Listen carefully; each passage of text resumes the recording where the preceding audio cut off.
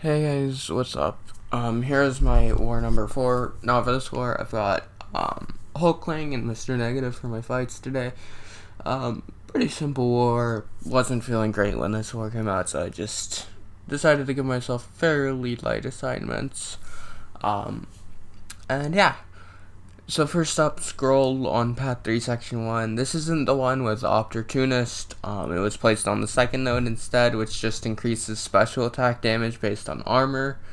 So it's a lot less dangerous than on the first node, because he doesn't get all that extra attack. And yeah, you kind of just want to weave in special 2s or spam special 3s wherever it makes sense to do so. And the fight's pretty easy.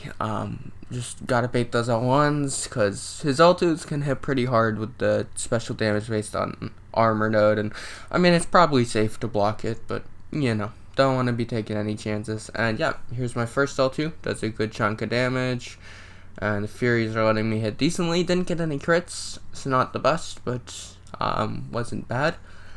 And yeah. Started baiting the L1 a little earlier here. Probably could have waited to do another hit, but yeah.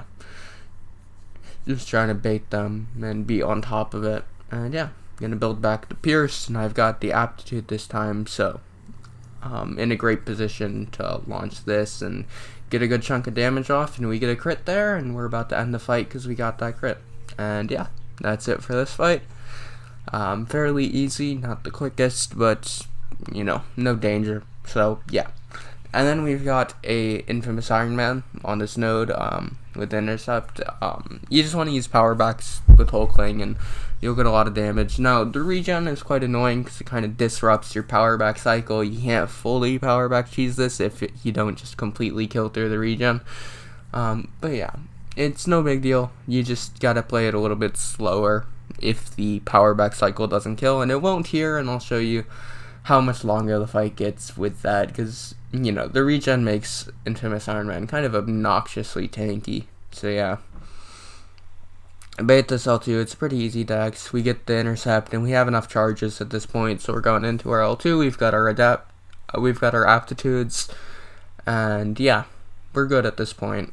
And then he's at 5% health left, but the regen means that this fight is going to get a lot longer at this point. Because, yeah, the regen, coupled with the protection coming back up, got a lot to worry about there. We're going to try and intercept into our L3 whenever he gives me an opportunity to. And there we go.